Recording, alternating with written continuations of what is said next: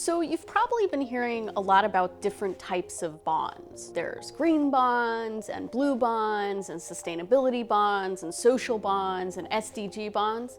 So today we're going to talk about what those are. So a bond is a financial instrument issued by governments or companies that they use to raise money.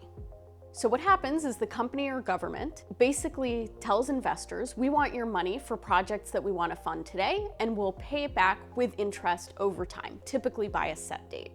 And the types of bonds we're going to talk about are what they call thematic use of proceeds bonds, where the funds that are raised are supposed to go to a specific type of investment or project. For example, climate.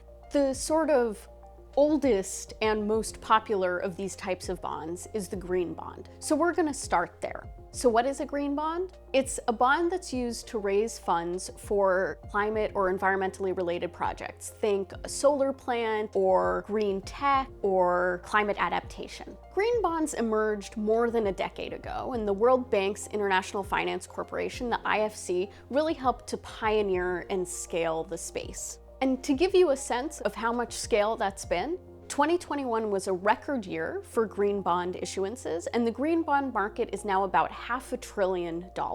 One thing that's important to put in context is that while we have seen that growth, green bonds still make up a tiny fraction of the overall bond market, which is about $120 trillion.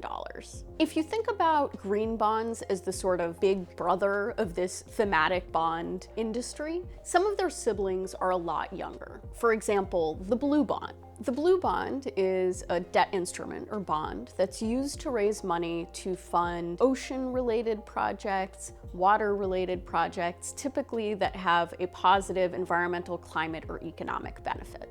Blue bonds are really a rather young instrument. The first one was issued only in 2019 by the Seychelles, but last year we saw the first one in Latin America and the Caribbean, issued by IDB Invest, which is focused on clean water and sanitation.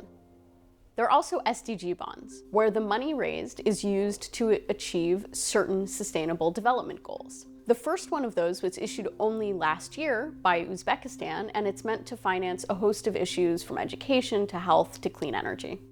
You're probably catching on at this point, but social bonds are bonds where the money that's raised are used to address social issues, think healthcare or education. There's also a newer type of bond, sustainability-linked bonds, and those are a little bit different because instead of financing a specific project, for example, you're actually financing a company to achieve their sustainability goals. Think of it this way. Not every company is going to be funding a renewable energy project, but they could use a sustainability-linked bond to ensure that they hit certain targets on CO2 reductions or water usage. These types of bonds are definitely growing in interesting instruments, but there's also some challenges around them.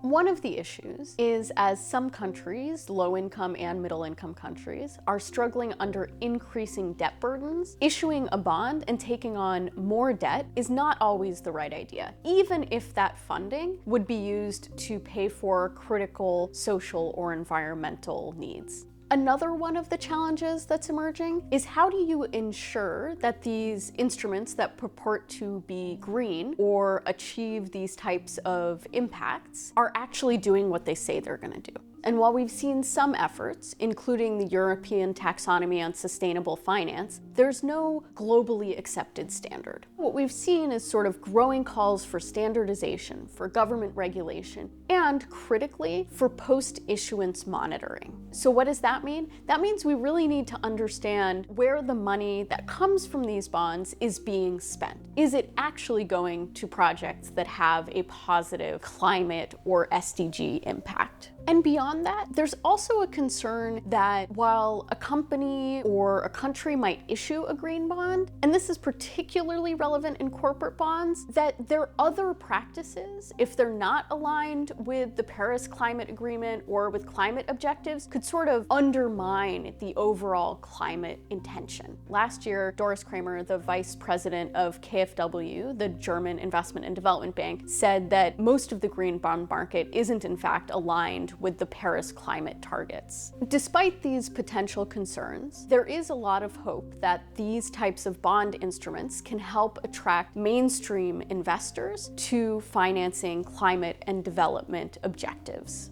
We'll continue to cover bonds and other types of financial instruments that can be used to fund critical social and environmental challenges. So stay tuned to Devex and subscribe to our weekly newsletter, Devex Invested, where you can find out all about business, finance, and the SDGs.